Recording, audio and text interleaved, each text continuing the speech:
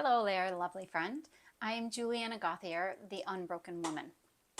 If you struggle with self-acceptance and know that there's a way to feel happier, but you're just not sure how to get there, I'm going to give you a way to feel happier about yourself and learn to love and accept yourself. So I'm a certified yoga instructor, and one of the big things that I learned from yoga was to accept myself.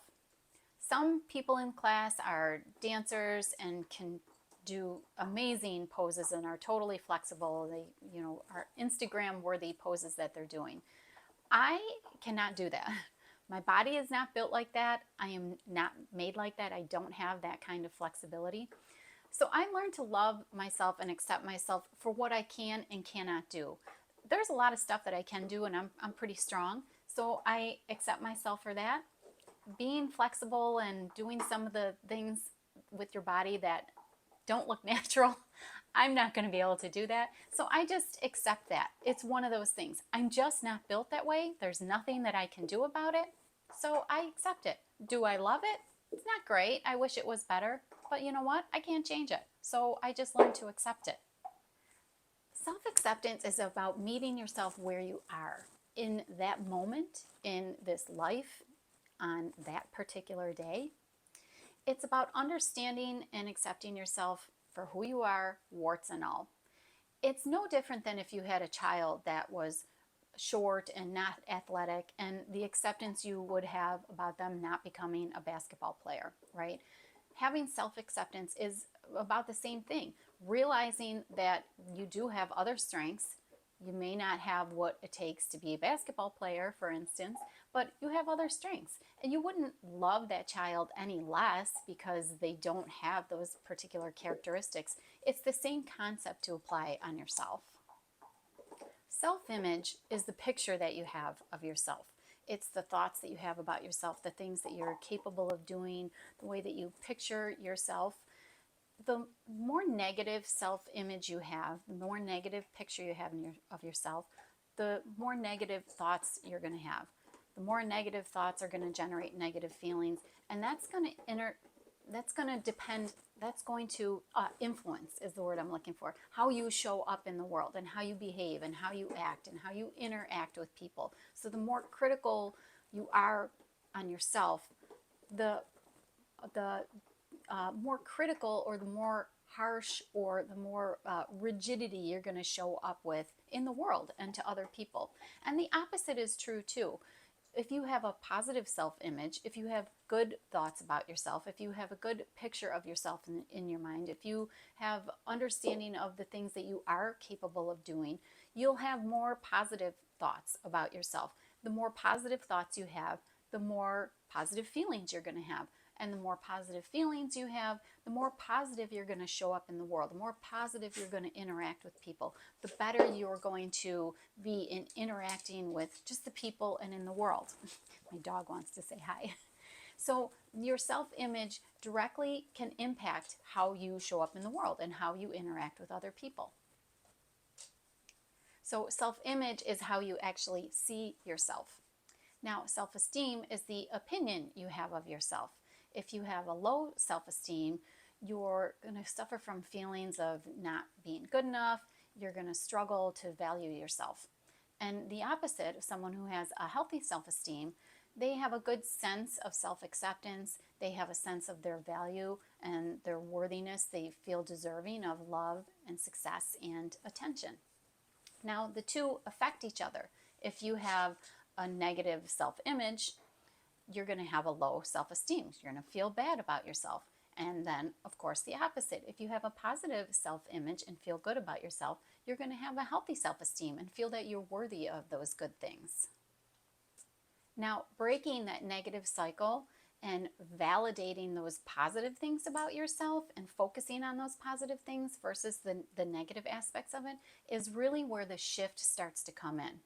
So I have an exercise for you. I want you to take out a pen, a piece of paper, your iPhone, your iPad, whatever your device is for taking notes. And I want you to make a list of all your positive traits. And this is going to take a little bit of time, and it might take some digging. But I want you to really think about question yourself about what people tell you you're good at, what your family might compliment you on, what people come to you for questions about, things that have been said positively about you, maybe on your review for work, anything people at work have complimented you on. Take some time for this exercise and really dig in and figure out what you are good at, truly good at. This isn't being putting fluff out there. This isn't saying that you're so amazing, and you probably are. But it's the real things that you believe in your heart that are good about you. So, for example, for me, even your physical traits too. I know this can be difficult, but seriously, this really is where the shift starts to take place. Sit down and think about these good things. So for example, for me, and use it in the positive. So I would say, I'm a hard worker. And then I might dig into that a little bit more. Like, what makes me think that that's a good trait, being a hard worker? Well, I'm reliable, I'm dependable, I'm a team player, I help people when they need it. Um, I rarely take off of work. I work more probably than I should work. So that's what I mean. Like, really dig in there. I would list all of those things down. I'm reliable. I am dependable. I am trustworthy. I am a team player. Those are all really positive, true things about myself. About my appearance, I would say I love my eyes. I do. And I'm a little curvy. You can't see me because I'm sitting down. And I love my curves too. What I don't love so much, my hair. Well, that's okay. Thank goodness there's a lot of product out there for that. But you get the point. Sit down and really think about all of your positive traits. Now, when you're done doing that and you phrase it all in the positive, then you start to reread that list 2 times a day. You read it in the morning, right when you wake up, grab your list and read it. And when you're reading it, really feel those positive qualities.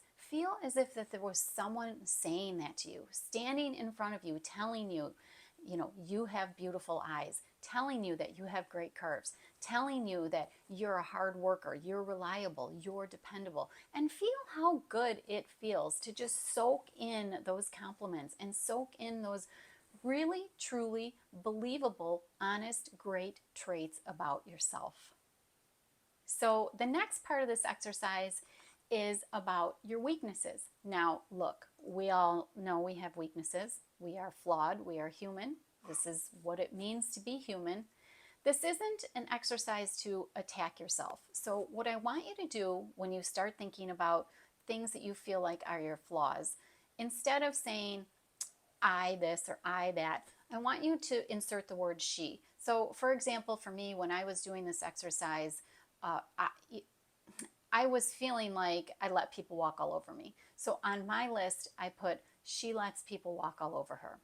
I also did this with a friend, and she felt like she wasn't a good worker. So she put down, she's a bad worker. She's terrible at her job is actually what she was thinking about herself. So instead of using I, using she will help sort of and not feel like you're attacking yourself. It won't feel like a direct personal attack. Oh, sorry, my dog moving around here. So think about that. Now, after you've compiled that list, I want you to really go through and dissect each thing that you think is a weakness and truly believe that should still be on your list and considered a weakness. So for example, my friend who thought she was terrible at her job, I had her really think about what could make that false. And she started to think about, well, I do get compliments about how responsive I am to issues. I take care of things quickly. People tell me how approachable I am and how easy I am to talk to and get along with at work. And they tell me that I'm funny. And then she thought more about it and thought, I do work longer than I need to sometimes. And I cover my work on my lunch breaks. If I feel like that I haven't, if I have to meet a deadline, I'll skip lunch and I'll work through lunch.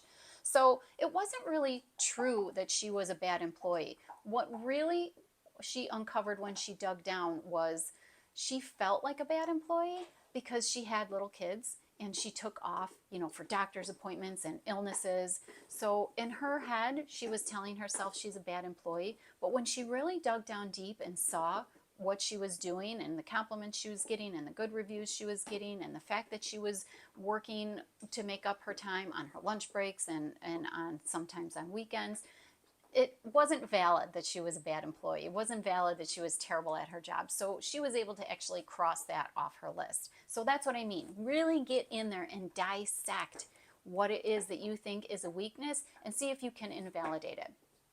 Now, another thing for me on my list, when I put she lets people walk all over her, which I don't anymore because I set some good boundaries.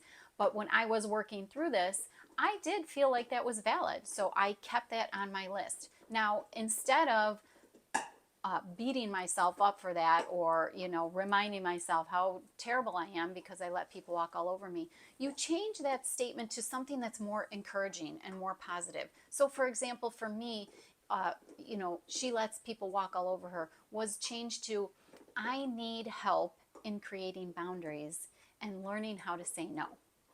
Because that's really what it was. It wasn't that I was letting people walk all over me. It was just I needed to be better at asserting myself and creating some boundaries. So when you frame it in that way, like I need help becoming, I need help supporting, I need help creating, I need to learn how to be better at this. So rather than really focusing on how your weakness is or what you are weak at, if you reframe it in a way that you need help with something and encouragement learning something, it becomes more hopeful and much easier to be able to accept yourself and love yourself, which truly is what this entire exercise is all about.